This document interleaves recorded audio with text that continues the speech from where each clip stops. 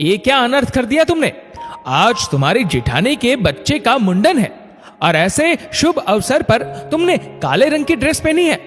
ये रंग अशुभ होता है। इस शगुन के मौके पर लाल, गुलाबी या हरे रंग की ड्रेस पहनी जाती है। सुहानी की सास अनुराधा जी ने सुहानी को काले रंग की ड्रेस में देख टोकते हुए कहा। सुहानी बोली, अरे मां, सारे रंग एक जैसे होते हैं। कोई रंग भी भला शुभ होता है क्या? हमारे मायके में तो ये सब बातें नहीं चलती। तभी उसकी जेठानी ने सुहानी को चुप रहने का इशारा किया और उसे दूसरी ड्रेस पहनकर आने के लिए कहा। सुहानी की शादी को कुछ माह हुए थे। ससुराल में उसके लिए एक नया माहौल था। वह पढ़ी लिखी आधुनिक जमाने की लड़की थी। उसकी सास बहुत ही पुराने ख्यालात की थी। वह हर बात को शगुन अपशगुन के नजरिए से देखती थी, जबकि सुहानी इन सब बातों को अंधविश्वास समझती थी। एक दिन जब वह नहाकर निकली, उसके गीले बालों पर तौलिया लपेटा हुआ था, जिसे देखकर उसकी सास ने कहा, हे राम, ये क्या किया तूने? आज तो मंगलवार है। मंगलवार के दिन हम लोग बाल नहीं धोते। तुम्हें पिछली बार भी तो बताया था, फिर भी तुमने ये अपशगुन कर दिया। सुहानी बोली, मां जी, मुझे अपने बाल गंदे लग रहे थे, इसलिए मैंने उन्हें धो दिए। मैंने इस बात का ध्यान नहीं किया कि आज कौन सा बार है। तब उसकी सास ने कहा, तुम्हें कभी कुछ ध्यान रहता है? उस दिन तुम शनिवार को बालों में तेल लगा रही थी। तुम जानती हो, शनिवार को तेल नहीं लगाया जाता है। शनिवार के दिन सिर्फ शनि देवता को तेल चढ़ाया जाता है। आगे से इन सब बातों का ध्यान रखना। सुहानी चुपचाप से अपने रूम में चली गई। एक दिन सुबह 6 बजे अचानक वॉशिंग मशीन की आवाज सुनकर सुहानी की सास की आंख खुल गई। उसने बाहर आकर देखा, सुहानी कपड़े धो रही थी। तभी उसकी सास ने सुबह सुबह शोर मचाना शुरू कर दिया। अरे, इसे कोई समझाओ, कोई सिखाओ।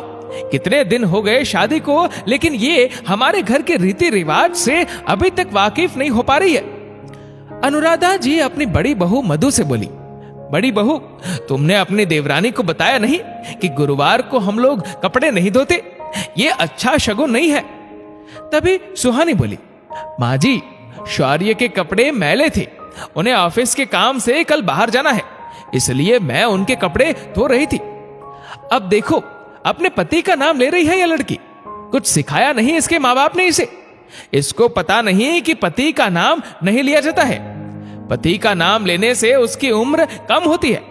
कहते हुए अनुराधा जी गुस्से में बड़बड़ाने लगी। सुहानी को समझ नहीं आ रहा था कि वह क्या बोले। उसे लगने लगा कि ससुराल में उसे उसकी हर एक बात को टोका जाता है, हर बात को अपशगुन की नजरों से देखा जाता है।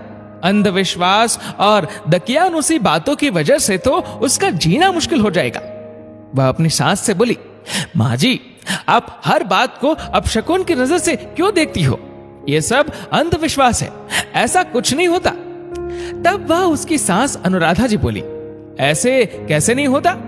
तुम क्या जानो इन बातों को?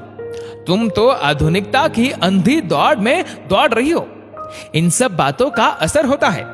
हमारे पंडित जी ने इन सब बातों के लिए मना किया है।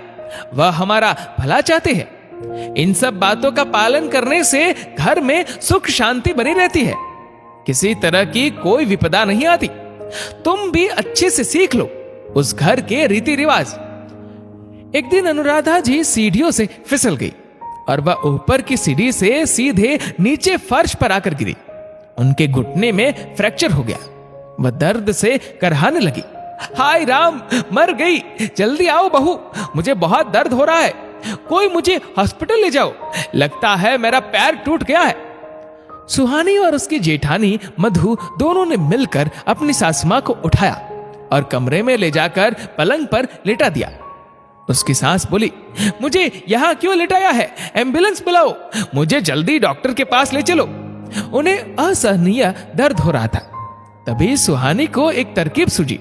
वह फोन पर किसी से बात करने लगी और अपनी सास से बोली, मां जी, मैंने पंडित जी को फोन लगाया। पंडित जी ने बोला है कि आज सोमवार है। सोमवार के दिन हॉस्पिटल नहीं जाना चाहिए, अपशगुन होता है। उन्होंने बोला कि कल ले जाना। अनुराधा जी यह सब सुनकर सन्न रह गई। वह बोली, तो क्या मैं कल तक इसी दर्द में रहूंगी? अरे नहीं, मुझे तो अभी इसी वक्त हॉस्पिटल ले चलो, वरना मैं मर जाऊंगी। तभी सुहानी बोली, लेकिन पंडित जी। अनुराधा जी बोली, छोड़ो उस पंडित की बातों को, अब से उसकी कोई बात नहीं माननी मुझे भी लगता है ये सब अंधविश्वास है, जल्दी हॉस्पिटल चलो। माँ जी की बात सुनकर सुहानी के चेहरे पर मुस्कुराहट आ गई।